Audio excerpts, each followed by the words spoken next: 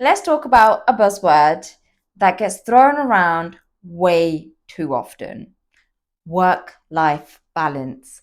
When I first started my hosiery business, I thought I could have it all: a productive work day, a clean home, time for friends, the perfect self-care routine.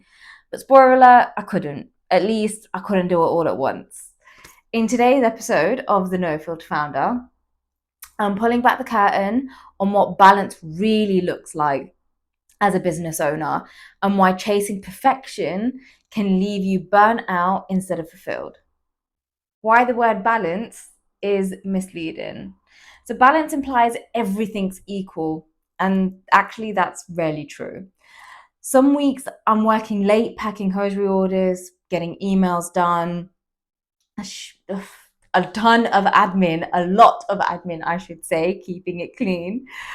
Other weeks, I block off time for a long walk, getting gym done, and doing bare minimum in the business. It's not all failure, it's just finding a really good rhythm. There are seasons of business and life. There are seasons when your business sees more of you, whether that be product launches that are happening, big orders, promotions, podcasting, or just general planning mode. But there should be seasons of rest within that as well. It's not about splitting your time 50-50. It's about knowing what needs you most right now. And a lot of you already know the fact that I tend to travel a lot more. I tend to try and prioritize self care a little bit more. So I try to get that 50-50 balance of business and life. Let me share with you some practical habits that have helped me cope within this time in my many, many, many years of business. So, here are a few things that help me create space and protect my energy. So, it's blocking out non negotiable time for work. For instance, work emails after 6 p.m., packing orders, responding to comments and DMs unless I'm really slacking. But usually I try and not do that after 6 p.m. I like to call that like my little therapy time where I'm cooking. I'm kind of like in my own zone. Automating what I can. So, for instance, scheduling all my social media posts. So, actually, I'm not having to spend so much time on my phone doing this every single day. Saying no without guilt was a massive one and a really hard one to begin with. But over time, the more I've practiced it, the better I've got at it. And also resting without earning it. And I think that's another thing where we feel like we have to go all the way into burnout to then be able to get some rest. Actually, no, that's not the case. It's just whenever you feel like it, take that moment for you. Now, drop the guilt. Drop that guilt. Business owners often carry this heavy guilt.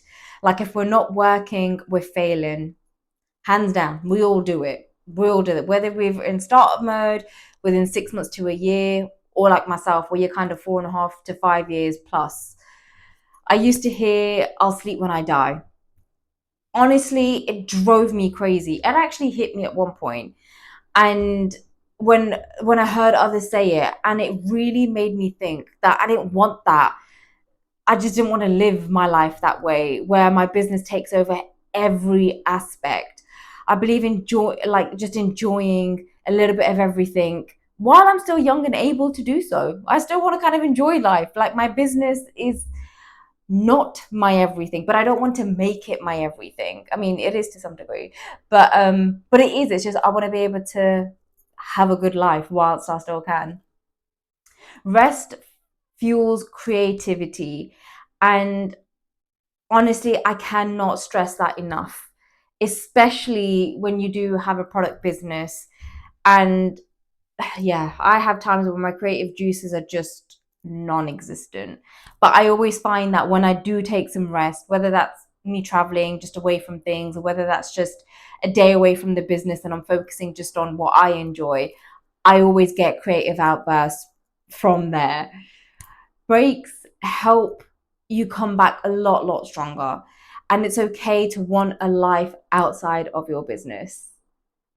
Work life balance isn't a destination, it's a series of choices, boundaries, and check ins with yourself. If this episode gave you permission to stop chasing the perfect balance, leave a like, share it with another business owner who you think might appreciate it. And make sure you have subscribed to my channel, whether it's YouTube or Spotify, for more honest business advice and just general chit chat. I'm Sony Panda. This is the No Filter Founder podcast, and I'll see you in the next episode.